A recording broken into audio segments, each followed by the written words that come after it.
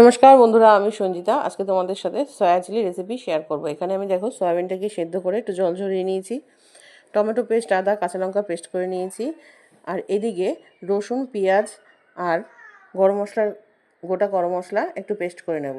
এবারে এই সয়াবিনটার মধ্যে আমি নুন, হলুদ, একটু ময়দা, কাশ্মীরি লঙ্কার গুঁড়ো দিয়ে ভালো করে মাখিয়ে নেব। জল দেবো না, কারণ সয়াবিনটা একটু ভিজে ভিজে তো, তাতেই হয়ে যাবে।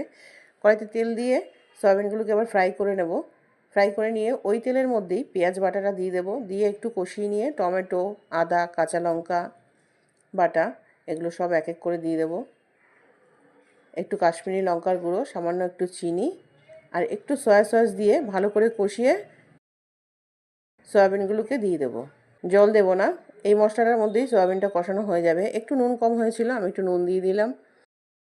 দেখো আমার একদম সয়া চিলি রেসিপি তৈরি হয়ে গেছে। তোমাদের যদি রেসিপিটি ভালো লেগে থাকে তা চ্যানেলটিকে সাবস্ক্রাইব করে দিও।